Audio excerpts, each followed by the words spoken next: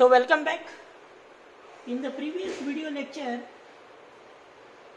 we saw paging, we saw segmentation,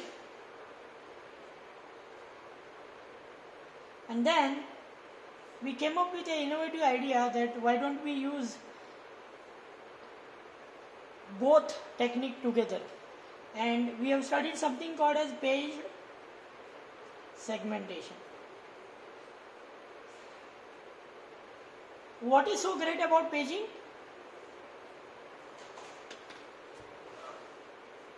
It helps to save memory waste. There is no need of compaction.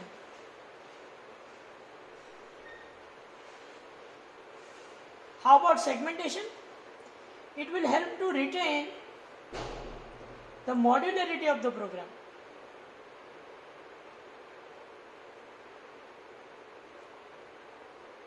Okay, so what we did? The entire space is divided into a module. Entire module was allowed to be a part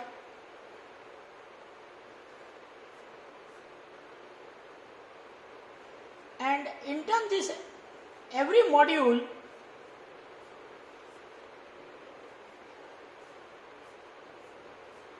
was converted into pages.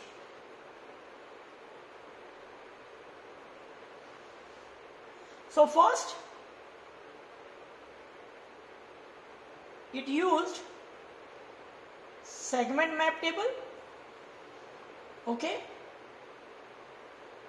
just to identify a right segment, and then it used page map table, we even call it page management table, to find out a frame. So segment map table will give you a segment, page map table will give you a page, from that we get a frame, and to which we are finally going to add the displacement to create a physical address, and this physical address will be actual location of a data in main memory. So we have traveled so much of distance. Today we are going to see one more concept, and the concept is all about what happens to data, what happens to the process once the execution is completed. Now see what happens. Consider this as job 1. Maybe it is having 4 pages. Consider this as a job 2. Maybe it is having again 4 pages.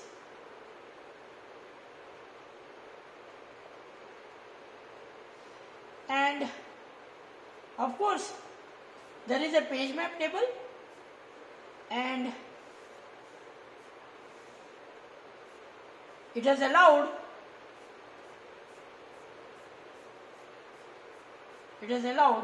this is our main memory. It has allowed page to be mapped onto the main memory. So it can be P1, P2, P3, P4, it can be P5, P6, P7, P8. Okay. So what happens? Suppose let's consider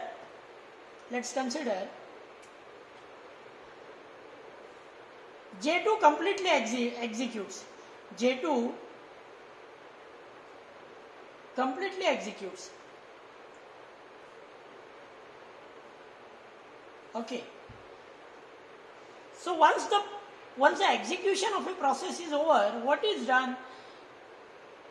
Process is removed from memory. Now process is removed from memory means P5, P6, P7, P8.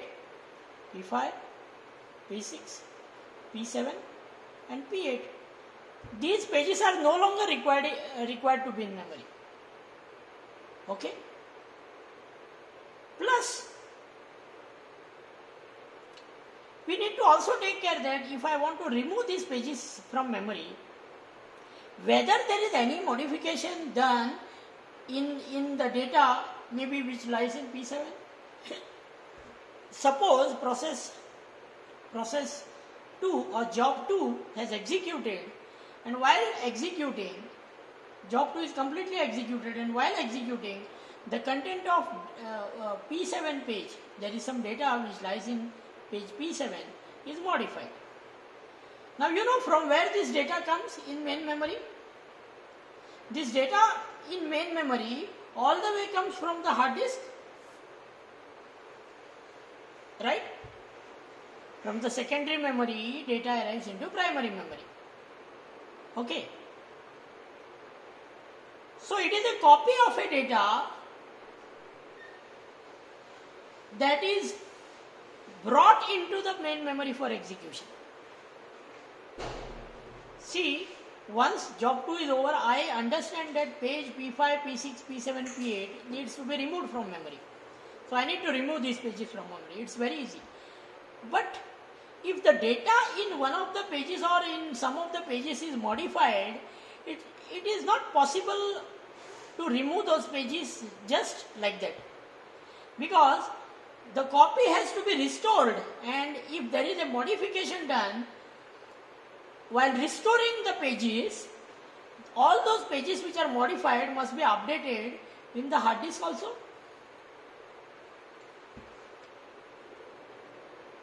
Okay? So what is done is, first of all, along with page map,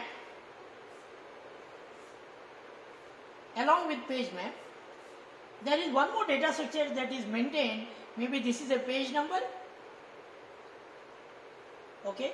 There is a valid invalid bit.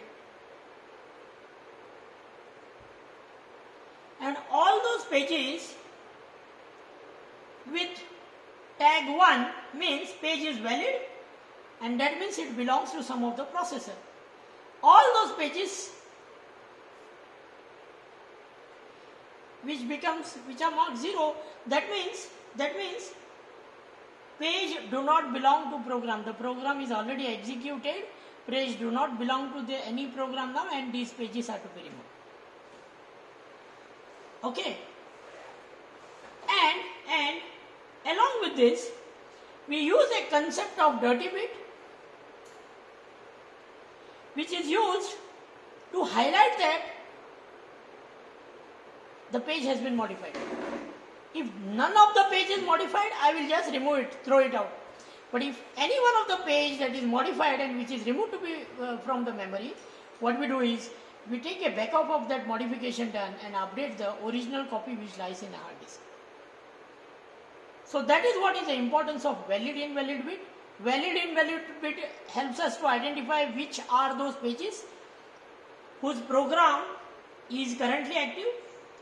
So a program is currently active means all those pages which are there in memory are valid. A program is already executed means program no longer deserves to remain in memory and is to be removed. So all those pages whose program is executed are marked invalid. So one can identify and those pages can be eliminated.